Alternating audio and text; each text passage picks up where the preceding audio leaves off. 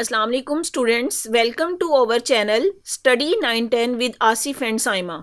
जी student, आज हम पढ़ेंगे 9th क्लास केमिस्ट्री का चैप्टर नंबर 10 इन्वायरमेंटल केमिस्ट्री। अब इन्वायरमेंटल नाम से ही जाहिर है इन्वायरमेंट के बारे में डिस्कशन होगी, लेकिन इन्वायरमेंटल केमिस्ट्री से मुराद है कि इन्वायरमेंट में जितने केमिकल या बायोकेमिकल चेंजेस हो रही हैं। अब इन्वायरमेंट में कैसी केमिकल या बायोकेमिकल चेंजेस होती हैं और एनवायरनमेंट क्या, कौन सा एनवायरनमेंट, जैसे एटमॉस्फेयर में हो सकती हैं, एक्वेटिक एनवायरनमेंट में हो सकती हैं या सॉइल में। तो ये सब चेंजेस और इसमें जो हमारे एलिमेंट्स है वो अपना रोल कैसे प्ले करते हैं, ये सब हम पढ़ेंगे इन्वायरमेंटल केमिस्ट्री में। जैसे अगर एटमॉस्फेयर की बात करें तो हम देखेंगे कि एयर की कंपोजिशन क्या है, कौन कौन से एलिमेंट्स एयर की कंपोजिशन में आते हैं, कौन से मेजर हैं, कौन से माइनर हैं। फिर एयर प्लूटेंट्स की बात करेंगे कि ये प्लूटेंट्स कहाँ से आते हैं, उनके सोर्सेज क्या हैं, हमारे इन्वायरमेंट को कैसे डिस्ट्रॉय कर रहे हैं, इसके लिए हमें क्या स्ट्रेटेजी अप्लाई करनी चाहिए कि इन प्लूटेंट को कंट्रोल कर सकें। देन इस चैप्टर में हमने पढ़ना है ग्रीन हाउस गैसेस के बारे में, या ग्लोबल वार्मिंग क्या है, ये ग्लोबल वार्मिंग के सीवियर इफेक्ट्स क्या हैं हमारे इन्वायरमेंट पे। ये सब कुछ हम इस चैप्टर में पढ़ेंगे। तो चैप्टर स्टार्ट करते हैं, चैप्टर की तरफ आते हैं। चैप्टर के स्टार्ट में अगर देखें तो आपको सबसे पहले जो है इन्वायरमेंटल केमिस्ट्री की डेफिनेशन दी है। The branch of chemistry which deals with the study of the chemicals and other प्लूटेंट in the environment is called environmental chemistry. आपने इस डेफिनेशन को याद रख लेना है। सिंपल सी डेफिनेशन है कि हमारे एनवायरमेंट में वो पोल्यूटेंट्स जो एनवायरनमेंट को पोल्यूट कर रहे हैं या उनको हमने किस तरीके से डील करना है, उनको कैसे कम करना है, ये सब कुछ हम पढ़ेंगे इन्वायरमेंटल केमिस्ट्री में। और इसके अलावा हम इसमें देखते हैं कि इन प्लूटेंट के एडवर्स इफेक्ट क्या है ह्यूमन लाइफ पे, लिविंग थिंग्स पे या नॉन लिविंग थिंग पे, ये क्या इफेक्ट करते हैं। फिर क्या है, environmental chemistry is the part of environmental education. अब इन्वायरमेंटल एजुकेशन से क्या मुराद है? इन्वायरमेंटल एजुकेशन का मतलब होगा how natural system works. Natural system से मुराद जो कुदरती तौर पे ये सारी एनवायरमेंट किस तरीके से काम करता है। हम इस दुनिया में रह रहे हैं, हमारे अलावा और भी जानदार हैं, तो ये अपने एटमॉस्फेयर के साथ किस तरीके से इंटरेक्ट करते हैं, ये सब कुछ आ जाएगा इन्वायरमेंटल एजुकेशन में। अब इन्वायरमेंटल एजुकेशन का जो बेसिक मकसद है कि उसके इम्पोर्टेंट दिखाना है कि आप अपने इन्वायरमेंट को कैसे सेव करेंगे। अब इसमें इन्वायरमेंट को सेव करने के तरीके जैसे बताए गए हैं कि फॉर इंपॉर्टेंस ऑफ प्रोटेक्शन, कि अपने इन्वायरमेंट को कैसे महफूज बनाना है, and conservation of our environment. Conservation का मतलब होगा कि आपने कुछ ऐसे मेथड्स बनाने हैं जिससे अपने इन्वायरमेंट को हार्मफुल एक्टिविटीज से रोका जा सके।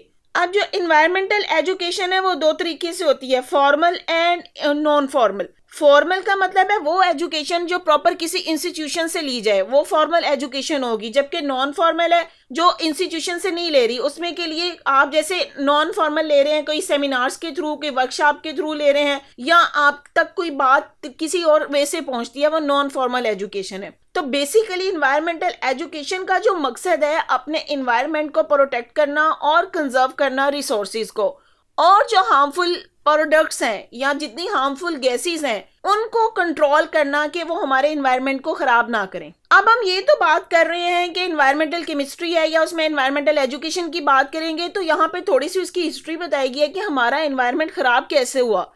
कि since the start of the industrial revolution, जब इंडस्ट्रियल रेवोल्यूशन स्टार्ट हुई, ह्यूमन एक्टिविटीज हुई जिसकी वजह से हमारा इन्वायरमेंट आहिस्ता आहिस्ता पोल्यूट होता गया। अब जैसे यहाँ पे the gases which are release due to the increasing use of fossil fuel, जितने फॉसिल फ्यूल हम यूज करते हैं जैसे नेचुरल गैस है, कोल एंड पेट्रोलियम, ये सब हमारे इन्वायरमेंट को डिटोरिएट कर रहे हैं, उसको पोल्यूट कर रहे हैं। इसके अलावा और जो इसमें बताया गया है इंडस्ट्रियल रेवोल्यूशन के अलावा, जैसे फर्टिलाइजर्स का यूज है, इंसेक्टिसाइड यूज कर रहे हैं, पेस्टिसाइड्स हैं, ये भी पोल्यूशन क्रिएट कर रही हैं। ना सिर्फ पोल्यूशन क्रिएट कर रही हैं बल्कि ये एनिमल्स, बर्ड्स और ह्यूमन सब के लिए एक हार्मफुल ऑब्जेक्ट के तौर पे काम कर रही हैं। और ये सिचुएशन हर गुजरते दिन के साथ वर्स्ट होती जा रही है, क्योंकि ह्यूमन ने अपने लिए आसानियां पैदा करने के लिए इंडस्ट्रियल रेवोल्यूशन स्टार्ट की, जहाँ पे उसने जो है वो डिफरेंट तरीके इस्तेमाल किए, लेकिन इन्वायरमेंट का ख्याल नहीं रखा गया। तो आहिस्ता आहिस्ता क्या नतीजा निकला कि हमारी एटमॉस्फेयर पोल्यूटेड से पोल्यूटेड होती गई। अब यहाँ पे हमारा अगला टॉपिक है कंपोजिशन ऑफ एटमॉस्फेयर। कंपोजिशन का मतलब है कि एटमॉस्फेयर किन चीजों से मिलके बनी है। उससे पहले देखें, आपको यहाँ पे एटमॉस्फेयर की डेफिनेशन दी गई है, earth is covered with the blanket of air called atmosphere. Atmosphere क्या है? अर्थ के ऊपर ब्लैंकेट ऑफ एयर है। और ये ब्लैंकेट ऑफ एयर है, ये डिफरेंट गैसेस से मिलके बना है। अब आपको पता है कि ये एयर हमारे लिए बहुत ज़रूरी है, इसी हवा में हम सांस लेते हैं, प्लांट्स इसी से अपने लिए फूड प्रिपेयर करते हैं। अगर एयर की कंपोजिशन देखी जाए तो इसमें सबसे ज़्यादा नाइट्रोजन है। एयर की कंपोजिशन को इन्होंने यहाँ पे डिवाइड किया है major and minor constituents. Major का मतलब है वो गैसेस जो ज़्यादा मिकदार में है और माइनर जो कम मिकदार में है। जब से टेबल की तरफ आए यहाँ पे आप देखें मेजर कॉन्स्टिट्यूएंट्स ऑफ एयर क्या है, नाइट्रोजन, और वो कितने परसेंट है, 78% है। तो इसका मतलब है हमारी एयर में सबसे ज़्यादा मिकदार में नाइट्रोजन है। उसके बाद सेकंड नंबर पे ऑक्सीजन जो कि 21% है, देन आर्गन 0.934, और इसको अप्रॉक्सीमेटली 1% भी कह सकते हैं। ये इसके मेजर कॉन्स्टिट्यूएंट्स हैं।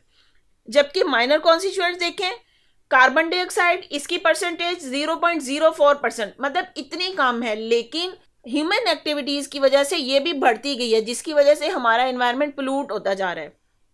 फिर नोबल गैसेज जो है वो अबाउट 1% है। इसके अलावा वाटर वेपर्स क्या है, variable depending upon the humidity, कि इन्वायरमेंट में जो वाटर वेपर्स हैं ह्यूमिडिटी की फॉर्म में है, तो ये भी एटमॉस्फेयर का एक पार्ट है।